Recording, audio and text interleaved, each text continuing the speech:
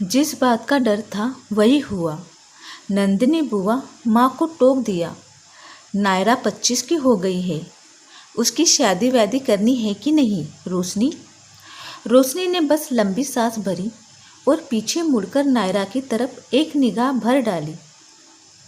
नायरा को पता था कि वह आते ही सबसे पहले माँ को इस बात के लिए टोकेगी। नायरा सिर झुकाकर वहाँ से चली गई। रोशनी कुछ रुक कर नंदिनी को बताने लगी, क्या बताऊँ दीदी, नायरा तो शादी के नाम से घबरा जाती है।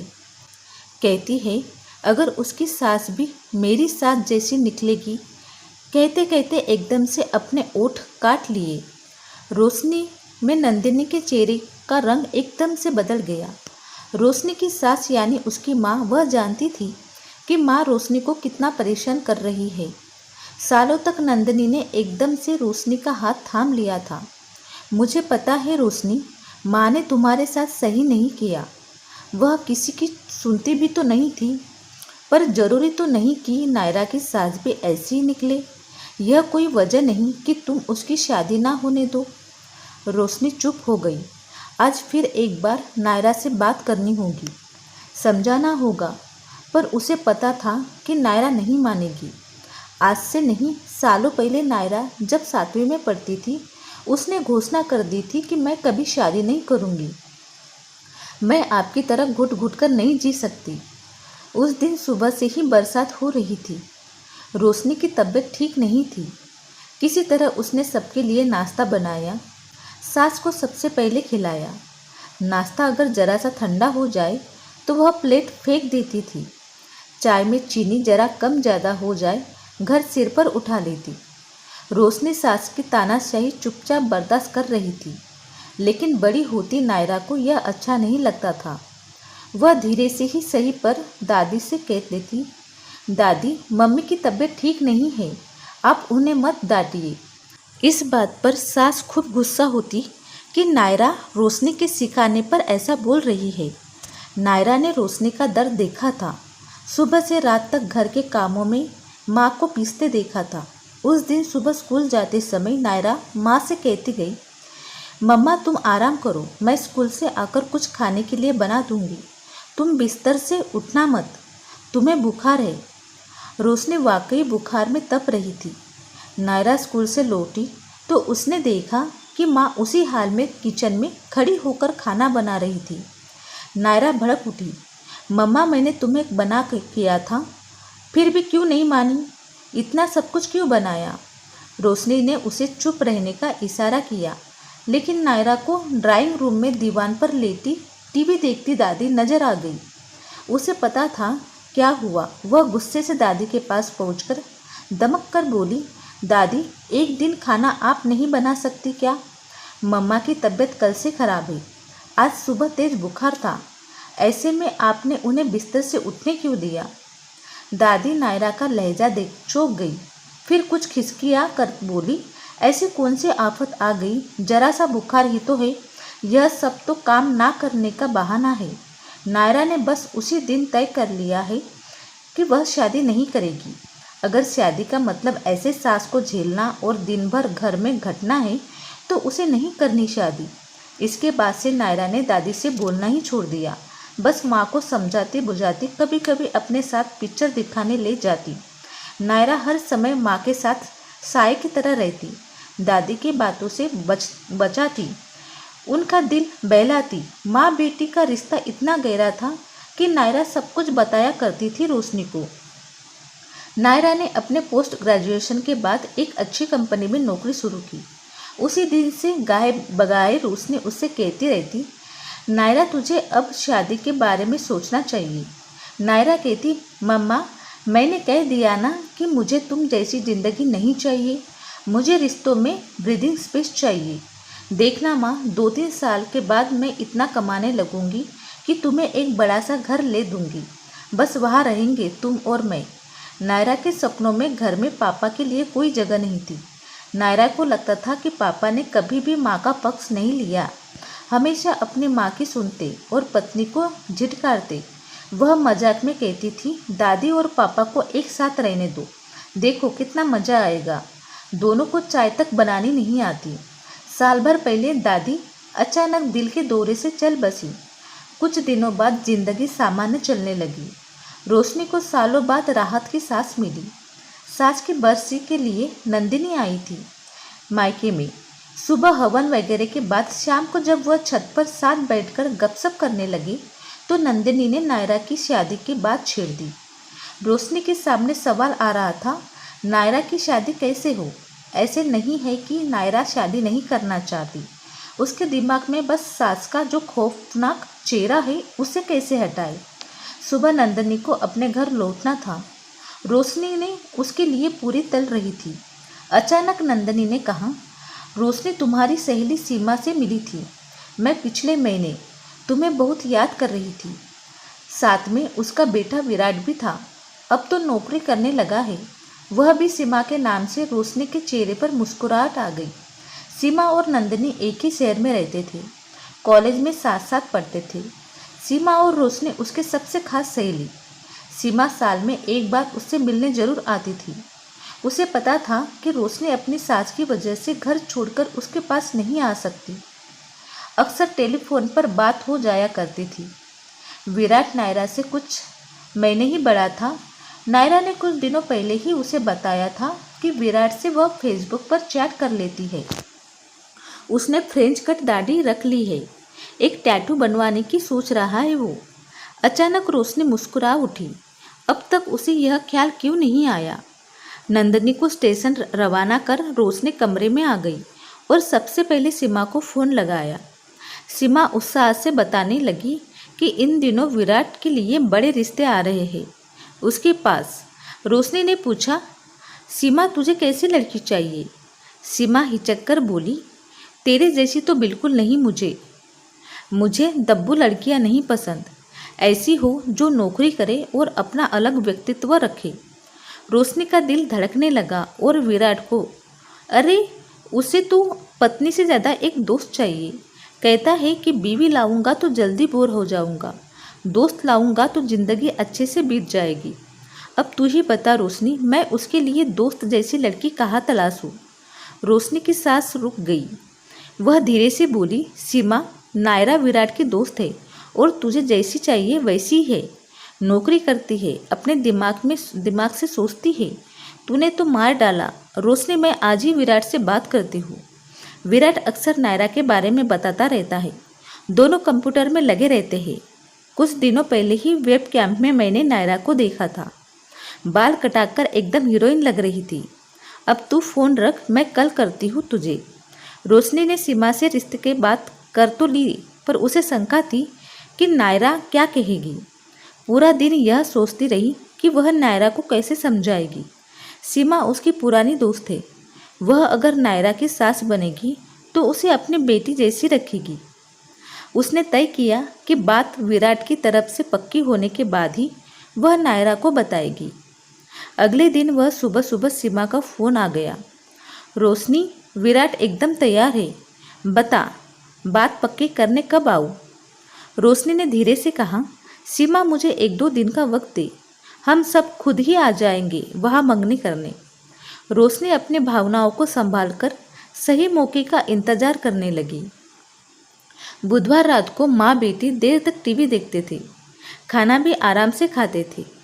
खाना खाने के बाद रोशनी नायरा को छत पर ले गई और कुछ सोचकर बोली, नायरा, तुझसे एक बात कहनी है। वह विराट है ना, मेरी फ्रेंड सीमा का बेटा, वह तुझसे शादी करना चाहता है। नायरा के चेहरे पर अजीब से भाव आए। कुछ क्षण लगे उसे बात पचाने में। पर मम्मा, अचानक? उसने कब कहा?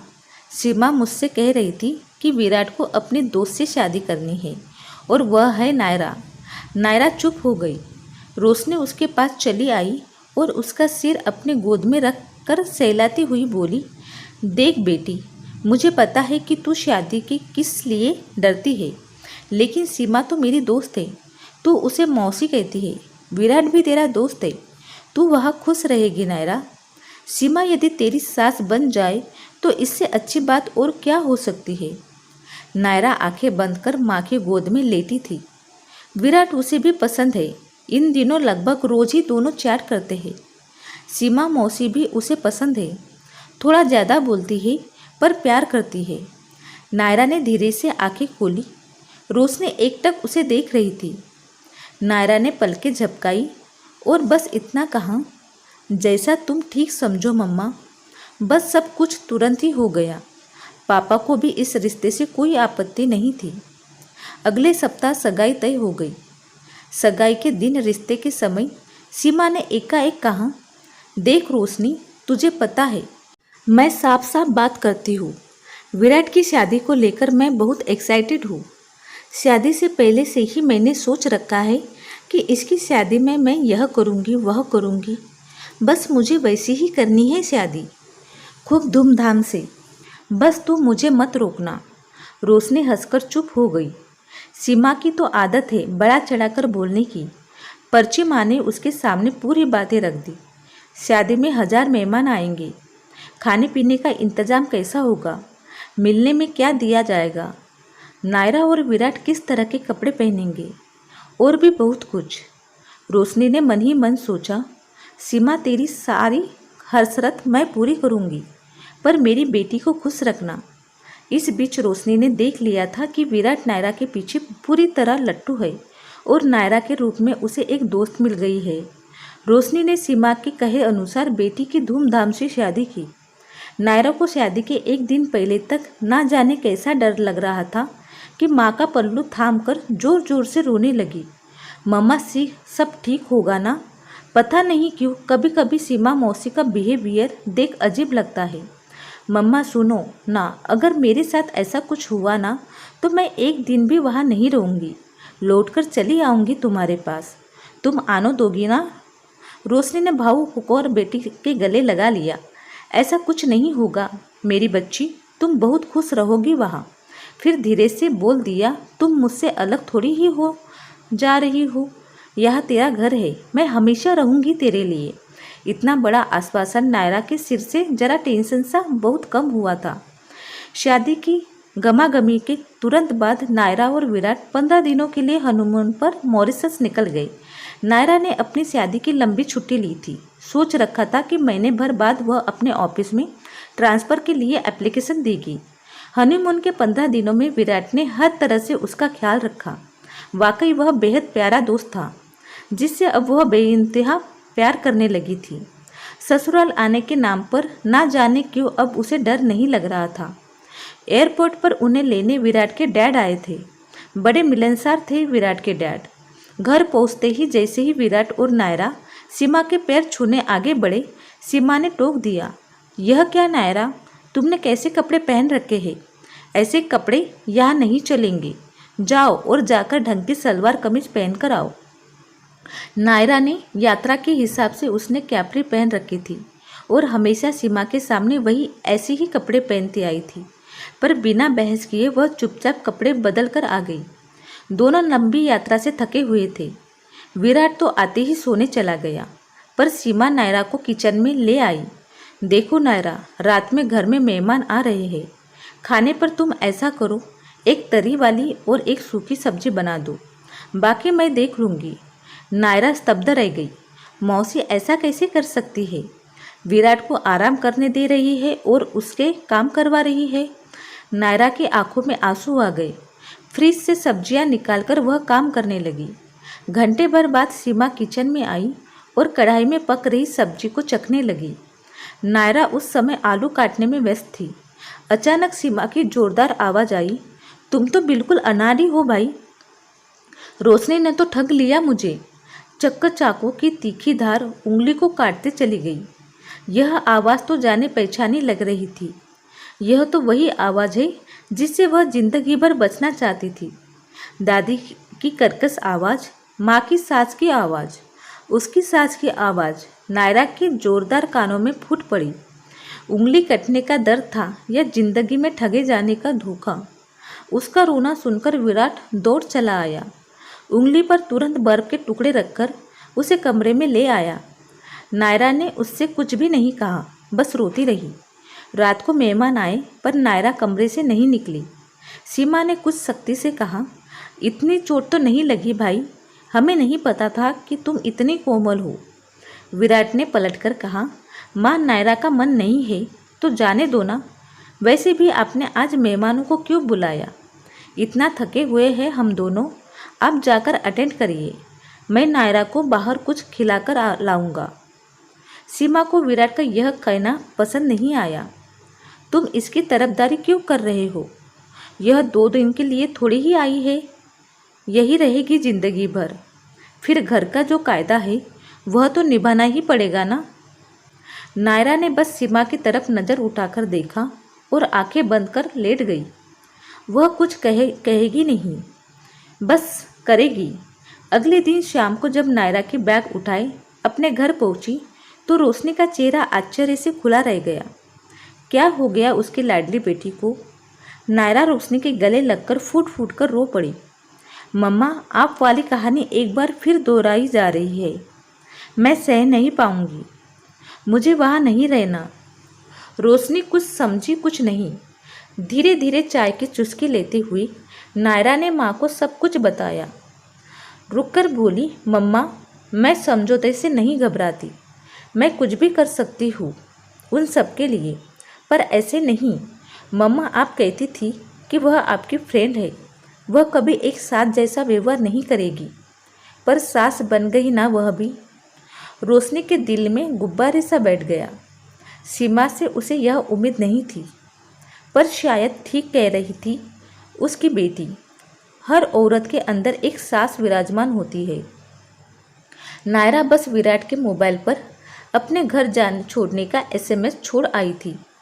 रोशनी को पता था कि उसके समझाने का नायरा पर कोई असर नहीं होगा।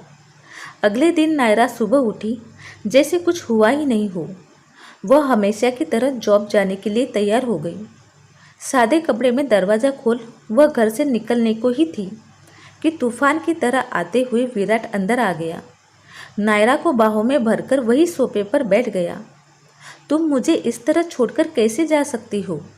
तुम्हें क्या लगा तुमसे अलग होकर मैं जी पाऊंगा? नायरा की आंखें भर आई। विराट, तुम्हारे बिना मैं भी नहीं जी सकती।